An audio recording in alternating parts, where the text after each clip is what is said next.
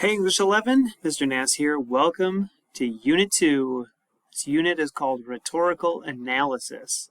We are done with Rupi Kaur, at least in class, and moving right along to our second unit of the year. Let's take a look at what the goal is here and what we're shooting for as we work through Unit 2. In this unit, we will analyze short texts and speeches. At the end of the unit, your summative will be to compare two texts using the methods and structure we learn and practice throughout the unit. So the two words that we have here on our slideshow, rhetorical analysis. Rhetoric is just any text. Could be a speech, could be an article, book. Any text is rhetoric, and we'll be analyzing it. That's the whole unit. So let's take a look at what we're up to today. This is an intro to the unit, so it is actually not lesson 1. Introduction sets you up with a few of the things that will help you as we get started. The target is to define key vocabulary for rhetorical analysis.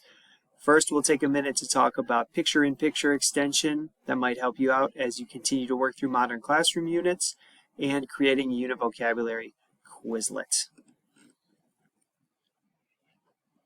So first I'm going to go to Schoology and show you this whole picture-in-picture thing. Basically, some of you do this on your phone and maybe in your computers in other contexts, but what it does for you is that when you are working on an assignment but also watching a video, you can have the video at the size that you want and wherever you want it on your screen and move it out of the way so that you can be working and watching at the same time.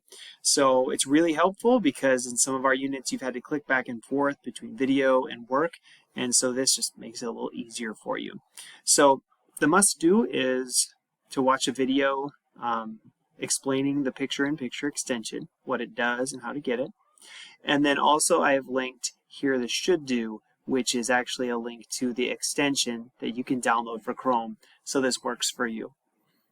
Alright, so take a look, watch this video, and then download the extension. I think it could help everyone. I think it's worth doing, and this is the link to do that. So now let's talk about the second thing you'll do today, and that is look at the unit vocabulary.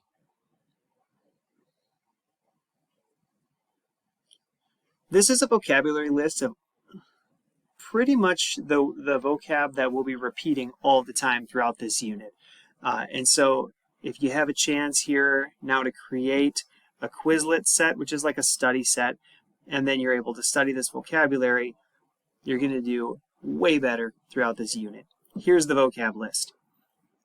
Rhetoric, analysis, exigence, audience, ethos, pathos, logos, diction, connotation, figurative language, tone, comparative, syntax, and appeal.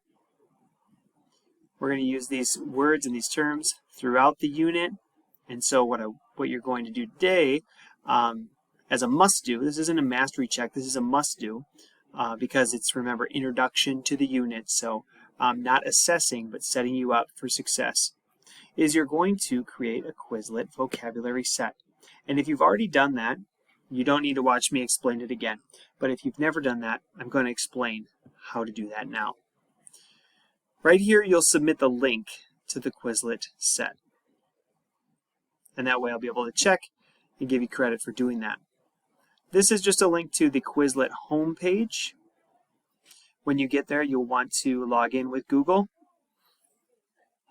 And then when you're logged in, I'm logged in right here to Quizlet, I'm going to create a study set.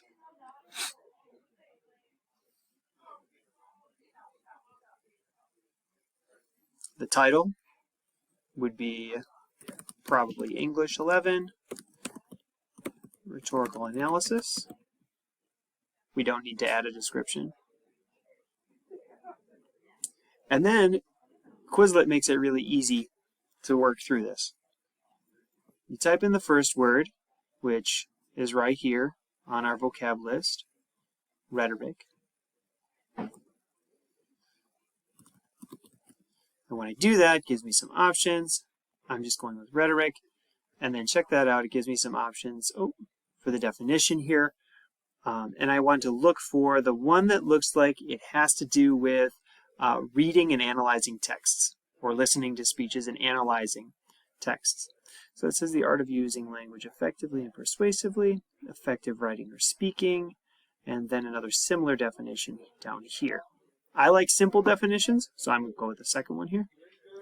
And then sometimes you can find an image that goes with it well.